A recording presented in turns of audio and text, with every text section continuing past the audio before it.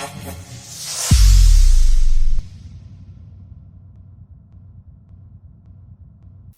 everyone. So இந்த example வந்து பார்த்தீங்கன்னா நம்ம யூனரி அண்ட் பைனரி ஆப்ரேட்டர் இது ரெண்டையும் தான் நம்ம பார்க்க போகிறோம். அது ரெண்டுமே ஸோ என்னன்னு ஃபஸ்ட்டு பார்த்துருவோம். ஸோ பின்னாடி போகலாம். First back. ஸோ ஃபஸ்ட்டு வந்து யூனரி ஆப்ரேட்டர் பார்க்கலாம். இதுதான் யூனரி ஆப்ரேட்டர் இல்லையா? ஸோ அதில் என்ன மெத்தட் இருக்குது அப்படிங்கிறதையும் பார்க்கலாம். ஸோ யூனரி ஆப்ரேட்டர் வந்து பார்த்தீங்கன்னா ஒரே ஒரு சிங்கிள் இன்புட்டை தான் ஆர்குமெண்ட்டாக வாங்கிக்கும். ஸோ ஒன் ஆர்குமெண்ட் தான் அந்த யூனரி ஆப்ரேட்டர் யூஸ் பண்ணும்போது. ஸோ அதில் இன்னொரு விஷயம் பார்த்தீங்கன்னா யூனரி ஆப்ரேட்டர் இன்னொரு ஹைலைட் என்னன்னு பார்த்தீங்கன்னா அதில் வந்து பார்த்தீங்கன்னா என்ன டைப் ஆஃப் டேட்டாவை நீங்கள் இன்புட்டாக பாஸ் பண்ணுறீங்களோ அதே டைப் ஆஃப் டேட்டா தான் உங்களுக்கு அவுட்புட்டாக வரணும். கரெக்டாக என்ன சொல்ல வரணும் நல்லா தெரிஞ்சுக்கோங்க. இப்போ நீங்கள் ஸ்ட்ரிங்கை பாஸ் பண்ணிங்கன்னா அதுலேருந்து ஸ்ட்ரிங்கு தான் அவுட்கமாக வரணும். இன்டீஜரை பாஸ் பண்ணிங்கன்னா இன்டீஜர் தான் அவுட்கமாக வரணும். உங்களுக்கு ஞாபகம் இருக்கா? நமக்கு ஃபங்க்ஷன் டாட் ஐடென்டிட்டி பார்த்தா ஞாபகம் இருக்கா? இதுக்கு நான் ஓப்பன் பண்ணுறேன். Where is it? Function interface. இந்த ஐடென்டி மெத்தட் யூஸ் பண்ண ஞாபகம் இருக்கா உங்களுக்கு? ஸோ எந்த இன்புட் நீங்கள் பாஸ் பண்ணுறீங்களோ அதே கைண்ட் ஆஃப் இன்புட் தான் உங்களுக்கு எடுத்துக்கும். இன்கேஸ் நீங்கள் மாற்றினீங்க அப்படின்னா எரர் வர ஆரம்பிச்சிடும். ஏன்னா அதுதான் ஃபங்க்ஷனோட ஐடென்டிட்டியோட மெயின் இம்பார்ட்டன்ட் திங்கு. ஸோ என்ன டைப் ஆஃப் டேட்டா வருதோ அதே மாதிரி தான் நீங்கள் அவுட்கம் கொடுக்கணும் உங்களுக்கு. ஸோ அந்த மாதிரி தான் வந்து பார்த்தீங்கன்னா யூனரி ஆப்ரேட்டர். யூனரி ஆப்ரேட்டருக்கு வந்து எந்த டைப் ஆஃப் டேட்டா இன்புட் நீங்கள் பாஸ் பண்ணுறீங்களோ அதே டைப் ஆஃப் டேட்டா தான் உங்களுக்கு கிடைக்கும். ஓகேவா? பட் இங்கே வந்து பார்த்தீங்கன்னா ஆல் மெத்தடில் பார்க்கலாம். இதில் வந்து பார்த்தீங்கன்னா ஐடென்டிட்டி மெத்தட் இருக்குது. But where is my abstract method? எந்த அப்ஸ்ட்ராக்ட் மெத்தடுமே இங்கே இல்லையே. ஏன்னா ஃபங்க்ஷனல் இன்டர்ஃபேஸ்னால் கம்பல்சரி ஒரு அப்ஸ்ட்ராக்ட் மெத்தட் இருக்கணும். பட் இங்கே எதுவுமே இல்லை. ஸோ என்ன ஆச்சு? என்ன ப்ராப்ளம் என்னன்னு பார்த்தீங்கன்னா யூனரி ஆப்ரேட்டர் வந்து பார்த்தீங்கன்னா ஃபங்க்ஷனை வந்து எக்ஸ்டெண்ட் பண்ணியிருக்கோம். ஸோ ஃபங்க்ஷனை எக்ஸ்டெண்ட் பண்ணியிருக்கும்போது ஃபங்க்ஷனில் வந்து பார்த்தீங்கன்னா நமக்கு அப்ளை அப்படிங்கிற ஒரு அப்ஸ்ட்ராக்ட் மெத்தட் இருக்கும். ஸோ யூனரி ஆப்ரேட்டர் அந்த அப்ஸ்ட்ராக்ட் மெத்தடை யூஸ் பண்ணிக்கும். ஸோ ஃபங்க்ஷனை வந்து எக்ஸ்டெண்ட் பண்ணியிருக்கிறதுனால ஃபங்க்ஷனோட எல்லா பிஹேவியர்ஸையும் இதுவும் யூஸ் பண்ண முடியும். அதாவது அண்ட் தென் மெத்தட் யூஸ் பண்ண முடியும். கம்போஸ் எல்லாத்தையுமே வந்து யூனரி ஆப்ரேட்டரில் யூஸ் பண்ண முடியும். ஓகே ஓகே இப்போ ஒரு எக்ஸாம்பிள் கிரியேட் பண்ணுவோம். So யூனரி binary operator example. So main method create பண்ணுவோம் ஃபஸ்ட்டு. ஸோ நான் முன்னாடியே சொன்ன மாதிரி யூனரி ஆப்ரேட்டருங்கிறது வந்து பார்த்தீங்கன்னா ஒரே ஒரு சிங்கிள் இன்புட்டை தான் எடுத்துக்கும். பட் என்ன டைப் இன்புட்டாக போதோ அதே டைப் தான் அவுட்புட்டாக உங்களுக்கு வரணும். கரெக்டுங்களா? ஸோ இப்போ என்ன பண்ணலாம்னா ஸ்டாட்டிக் யூனரி ஆப்ரேட்டர். ஸோ இப்போ வந்து நான் என்ன பண்ணுறேன்னா ஸ்ட்ரிங் அனுப்புகிறேன். ஸ்ட்ரிங் இன்புட் அனுப்புகிறேன். அப்போ ஆஃப்கோர்ஸ் நமக்கு என்ன அவுட்புட் வரணும்? கம்பல்சரி ஸ்ட்ரிங்கு தான் அதில் அவுட்புட்டாக வரணும். So unary operator 1 is equal to first lambda expression open token and the implementation. So single இன்புட்டுங்கிறதுனால உங்களுக்கு ப்ராக்கெட் வந்து நாட் மேண்டட்டரி. ஸோ நான் என்ன பண்ண போகிறேன்னா இந்த இடத்துல சும்மா ஒரு நேம் இதுதான் என்னோட இன்புட்னு வச்சுக்கலாம். ஸோ சிங்கிள் லைனில் தான் நான் இம்ப்ளிமெண்டேஷன் கொடுக்க போகிறேன். So name dot to upper case. ஓகேவா?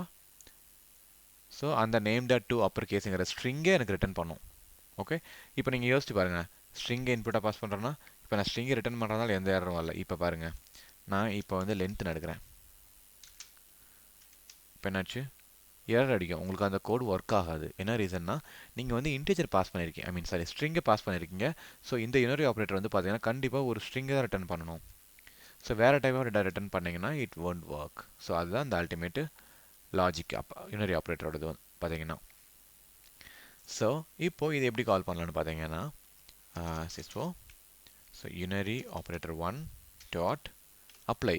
ஏன்னா அப்ளை மெத்தட் எங்கே இருக்குது? ஃபங்க்ஷனில் இருக்குது. ஏன்னா யூனரி ஆப்ரேட்டர் வந்து பார்த்தீங்கன்னா இப்படி கூட பார்க்கலாம். நீங்கள் யூனரி ஆப்ரேட்டர் போனீங்கன்னா இங்கே பார்த்தீங்கன்னா இங்கே வந்து எந்த ஒரு அப்ஸ்ட்ராக்ட் மெத்தடுமே இருக்காது. என்ன ரீசன் பார்த்தீங்கன்னா இது ஃபங்க்ஷனை வந்து எக்ஸ்டெண்ட் பண்ணியிருக்கோம். அதனால் இந்த அப்ஸ்ட்ராக்ட் மெத்தடை அது யூஸ் பண்ணிக்கும்.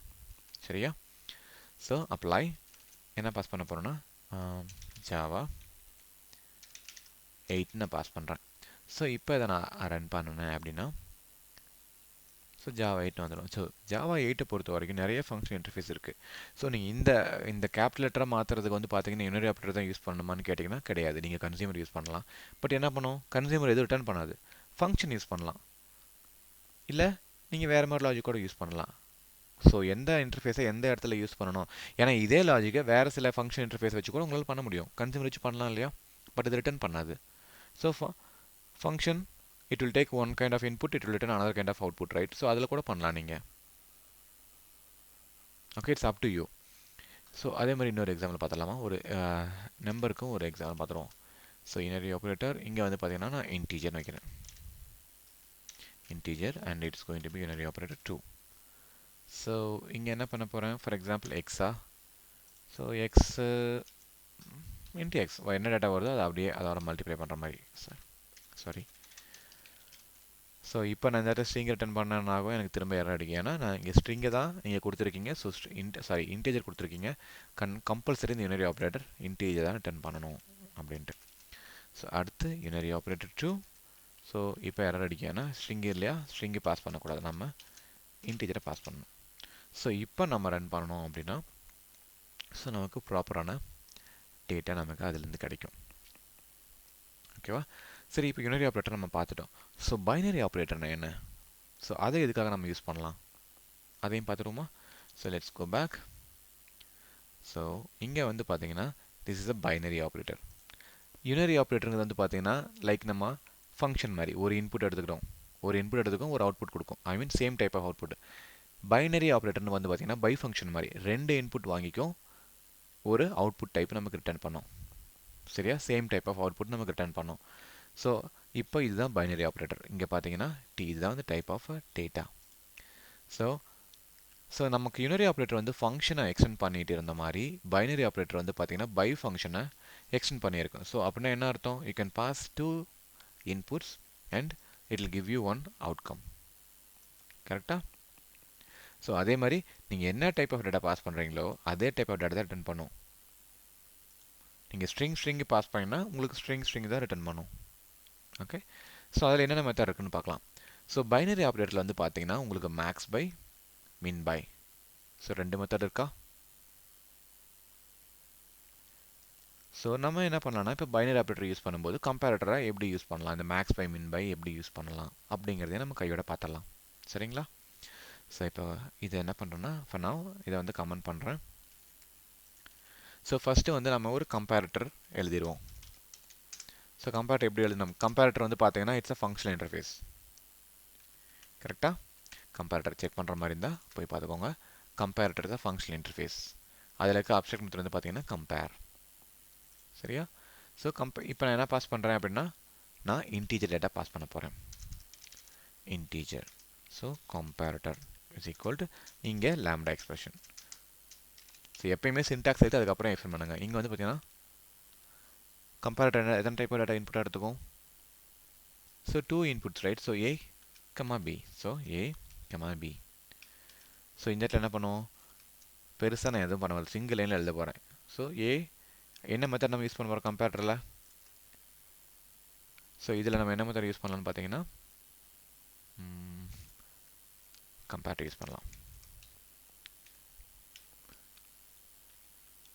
ஸோ கம்பேர் மெத்தடுக்கு வந்து பார்த்தீங்கன்னா நம்ம டேட்டா பாஸ் பண்ண போகிறோம்.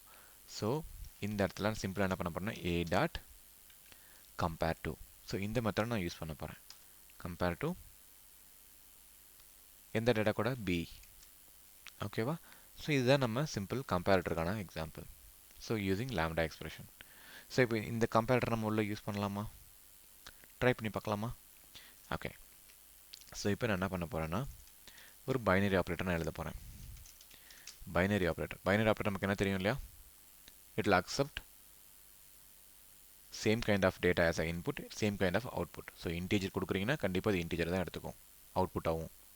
ஸோ ரெண்டு ஸ்ட்ரிங்கை பாஸ் பண்ணுறீங்கன்னா அது ஸ்ட்ரிங்கை தான் ரிட்டர்ன் பண்ணும். ஸோ இப்போ நான் வந்து கம்பேரட்டர் யூஸ் பண்ணுறதுனால இன்டீஜர் எடுத்துக்கிறேன். Okay? So binary operator 1 is equal to இப்போ என்ன பண்ண போகிறேன்னா நான் பைனரி ஆப்ரேட்டர் கீழே இருக்க மேக்ஸ் பை யூஸ் பண்ண போகிறேன். பைனரி ஆப்ரேட்டர் கீழே நமக்கு மேக்ஸ் பை மின் பைன்னு பார்த்தோம் இல்லையா? ஸோ அதில் மேக்ஸ் பை யூஸ் பண்ண போகிறேன். மேக்ஸ் பை மின் பை ரெண்டுமே கம்பேரட்டர் தானே இன்புட்டை எடுத்துக்குது. ஸோ நம்ம கம்பேரட்டர் யூஸ் பண்ணலாம். ஸோ இதுதான் என்னோட கம்பேரட்டர். ஓகேங்களா? ஸோ இப்போது பைனரி ஆப்ரேட்டரும் கொடுத்துட்டேன், அதுக்கு டேட்டா டைப்பும் கொடுத்துட்டேன். ஸோ என்ன மெத்தட் யூஸ் பண்ண போகிறோம்? Max by. இப்போ நம்ம என்ன பண்ணணும்? டேட்டா பாஸ் பண்ணணும் இல்லையா? ஸோ அதை பிரிண்ட் பண்ணலாம். So sys4. So binary operator 1 dot. So apply மெத்தடை தான் கால் பண்ண போகிறோம். அப்ளை. ஸோ ரெண்டு இன்புட்டை நம்ம பாஸ் பண்ண போகிறேன். ஸோ 20 10. ஸோ நமக்கு நார்மலாக எப்படி ஒர்க் ஆகும், இதில் ரெண்டில் எது max by 20 10. So max by நீங்கள் யூஸ் பண்ணுறதுனால 20 ரிட்டர்ன் பண்ணோம் உங்களுக்கு கரெக்டாக. ஸோ செக் பண்ணி பார்த்தலாமா. So run as Java application. So we got 20 right. So அதே மாதிரி சிமிலர் ஃபேஷனை வந்து பார்த்தீங்கன்னா நம்ம மின் பைக்கும் யூஸ் பண்ணலாம். ஏன்னா அதுவும் அதே வந்து கம்பேரேட்டர் தான் யூஸ் பண்ணுறது மின் பை. ஸோ இங்கே வந்து பார்த்தீங்கன்னா பைனரி ஆப்ரேட்டர் 2ன்னு நான் யூஸ் பண்ணுறேன். Binary operator 2. ஸோ பேசிக்கலாக இப்போ என்ன பண்ணணும்னா இது வந்து பார்த்தீங்கன்னா டிஃபரெண்ட் பண்ணுறதுக்காக மேக்ஸ் பை.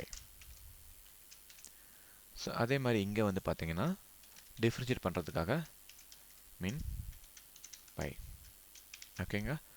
ஸோ ரெண்டுக்கும் சேம் இன்புட் அவுட்புட் தான், ஐ மீன் சேம் இன்புட்ஸ் தான். ஸோ மேக்ஸ் பை வந்து will return 20, min by will return 10. So நீங்கள் இப்படி தான் வந்து பார்த்தீங்கன்னா பைனரி ஆப்ரேட்டரையும் யூனரி ஆப்ரேட்டரையும் யூஸ் பண்ணணும். ஸோ யூனரி ஆப்ரேட்டர் இருந்தாலும் சரி, பைனரி ஆப்ரேட்டர் இருந்தாலும் சரி, நீங்கள் என்ன டைப் ஆஃப் டேட்டா நீங்கள் அதுக்கு பாஸ் பண்ணுறீங்களோ சேம் டைப் தான் உங்களுக்கு ரிட்டர்ன் பண்ணும். கரெக்டாக. ஸோ இங்கே 2 இன்டிஜர் பாஸ் பண்ணீங்க, உங்களுக்கு கம்பல்சரி இன்டிஜரை ரிட்டர்ன் பண்ணும். இங்கே ஒரு இன்டிஜர் பாஸ் பண்ணியிருக்கீங்க, ஸோ கம்பல்சரி இன்டிஜர் ரிட்டர்ன் பண்ணும். இங்கே ஸ்ட்ரிங்கு பாஸ் பண்ணியிருக்கீங்க, ஸோ கம்பல்சரி உங்களுக்கு திரும்ப அது ஸ்ட்ரிங் தான் டேட்டாவை ரிட்டர்ன் பண்ணும். ஓகே. ஸோ ட்ரை பண்ணி பாருங்கள். கொஞ்சம் காம்ப்ளிகேட்டாக இருக்க மாதிரி தான் இருக்கும், பட் ரொம்ப ஈஸியான கான்செப்ட்ஸ் எல்லாமே. ஸோ ஒரு 2-3 டைம் ட்ரை பண்ணி பார்த்தீங்கன்னா உங்களுக்கு ரொம்ப ஈஸியாக இருக்கும். ஸோ அடுத்து வந்து பார்த்தீங்கன்னா கடைசியாக என்ன பார்க்க போகிறோம்னா சப்ளையர்னு சொல்லி இன்னொரு ஃபங்க்ஷனல் இன்டர்ஃபேஸ் இருக்குது. ஸோ அதே நம்ம பார்த்துருவோம். தேங்க்யூ.